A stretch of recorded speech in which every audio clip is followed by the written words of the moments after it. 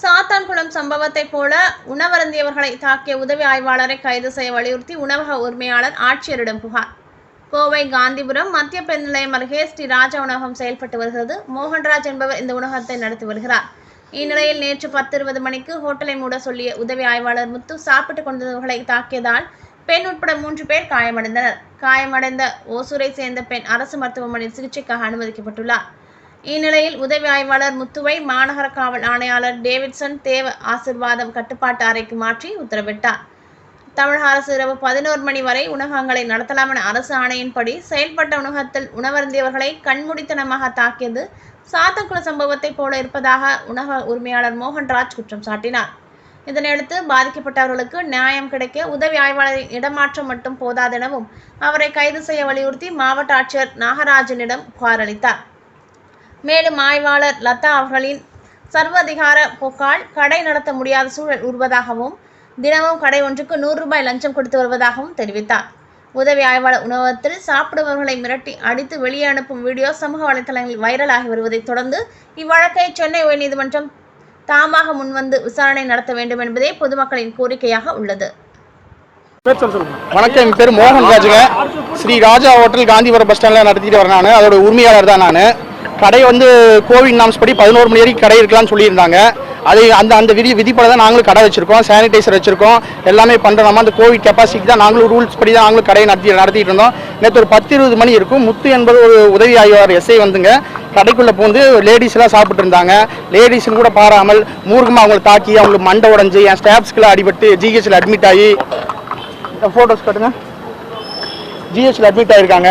இல்லை அவங்ககிட்ட கேட்ட ஒவ்வொரு தடவையும் போலீஸ்காரங்க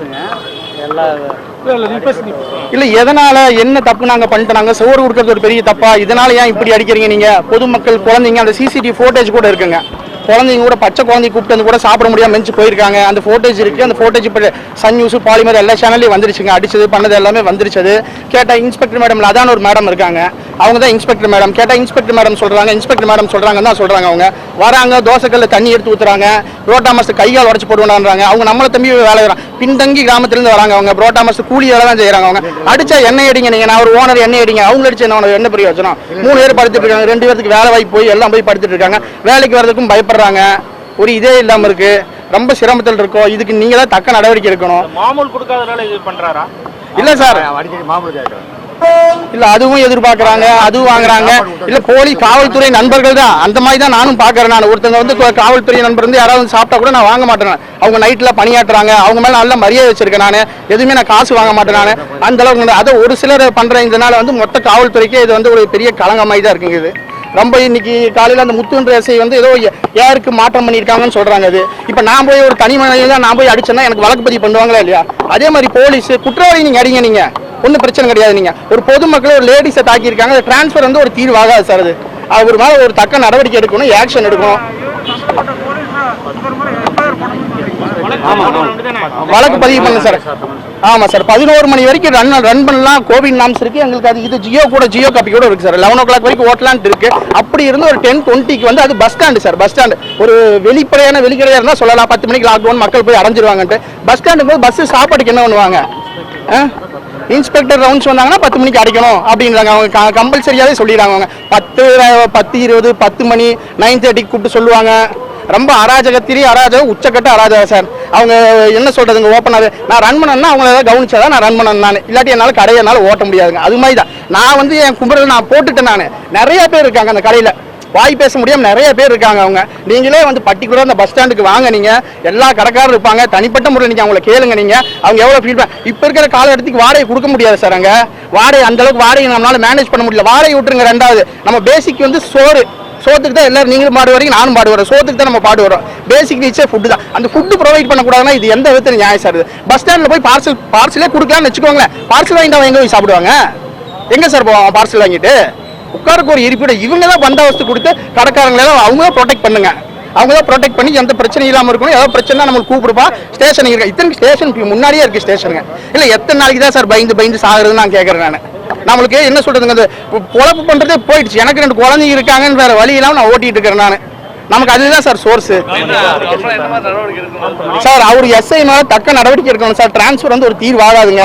ஆமாங்க, வழக்கு பதிவு பண்ணணும். என்னதான் நம்ம சொன்னாலும் அந்த மேடம் தான் ஓவரால் வந்து லதா மேடம், இன்ஸ்பெக்டர் மேடம் அவங்க தான் சொன்னாங்க, அவங்க தான் சொல்றாங்க.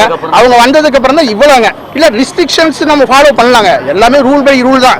ரூல் ஃபாலோ பண்ணலாம். ரூல்னா அது எது நான் அது தப்பு சொல்லவே இல்லை நான். புரிஞ்சுக்கலாம். அந்த ரூலையே கூட என்ன சொல்றது 11 மணி வரைக்கும் கிடையாது. அது 10-20க்கு என்ன அடைக்க சொன்னா அது எந்த விதத்தில் நியாயங்கள்? ஏன் சார்? மாமூல் எல்லாம் வரும். கடையில் எல்லா கடையிலையும் வசூல் பண்ணதான் சார் செய்யறாங்க அவங்க. இல்ல சார், ஒரு 100ன்னா 100 எல்லா கடையிலும் வாங்குறாங்க. எங்கிட்ட இந்த ப்ராப்பரான ரெக்கார்ட் இருக்கு, மத்தவங்ககிட்ட இந்த ரெக்கார்ட் இருக்கு. என்ன யாரும் துணிஞ்சு வர மாட்டேங்கிறாங்க. எல்லாம் புள்ள குட்டி இருக்காங்க, ஃபேமிலி இருக்கு, யாரும் துணிஞ்சு வர மாட்டேங்கிறாங்க. இப்ப கூட பாருங்க என் மேல வந்து என்ன சொல்றது, ஒரு பொய் வழக்கு கூட போடலாம். நான் இப்போ நான் அந்த கடையில் தான் நான் போய் உட்கார போறேன். அவங்க பொய் வழக்கு போட்டா கூட நீங்க மீடியா தான் நாளைக்கு வந்து நீங்க நம்மளை வந்து ஒரு சேஃப் கார்டு பண்ணணும் சார். அதான் சார், சாத்தான்குள சம்பவமே தான் சார். என்ன சார், இப்போ கண்ணு இந்த அம்மாக்கு இங்க பட்டுருச்சுங்க, கொஞ்சம் ஜஸ்ட் கண்ணு போச்சுன்னா யாரு பதில் சொல்லுவா சொல்லுங்க? அப்போ இதே டிரான்ஸ்ஃபர் மட்டும் தீர்வாயுமா? என்ன சொல்றீங்க? அந்த லேடி அவ்வளவு தூரம் ரொம்ப ஃபீல் பண்ணி பேசுறாங்க. அவங்க ஒசூர் போல அவங்க வரேன் சார், நான் வரேன், நான் எங்க வேணா நான் பேசுறேன், நான் என்ன வேணா பண்ணுங்க, நீங்க நான் தயாரா இருக்கேன், நான் ஒத்துழைப்பு கொடுக்கறேன். எனக்கு நடந்தது கொடுமை வந்து மற்றவங்களுக்கு நடக்கக்கூடாதுன்னு சொல்றாங்க. நான் ஒரு பெண்ணா நான் எனக்கு நடந்தது இனிமேல் யாருக்கும் நடக்கக்கூடாது, அந்த அளவுக்கு பாத்துக்கோங்கன்றாங்க. அவரோட ஃபுட்டேஜ், சிசிடிவி ஃபுட்டேஜ் நீங்க நியூஸ்ல பாத்துருப்பீங்கன்னு நினைக்கிறேன். அது மட்டும் கிடையாது, இன்னொரு ஃபுட்டேஜ் இருக்குங்க. அதுல பாத்தீங்கன்னு வச்சுக்கோங்களேன், குழந்தைங்க சாப்பிட்டு இருக்காங்க. இல்ல குழந்தைங்க சாப்பிட்டு கை குழந்தைய வச்சுட்டு சாப்பிட்டு அப்படியே எந்திச்சு போயிட்டாங்க. அந்த குழந்தை கூட வீட்டுல பாவம். இது இந்த பாவத்தையெல்லாம் நம்ம எங்க போய் கொட்ட போறோம், எங்க போய் கழுவ போறோம் சொல்லுங்க பாப்போம். ஏன் சார்? எல்லாமே அதான் சார். அந்த போட்டோஸ் பாத்தீங்களா சார்? நீங்க போட்டோ எடுத்து காட்டுங்க.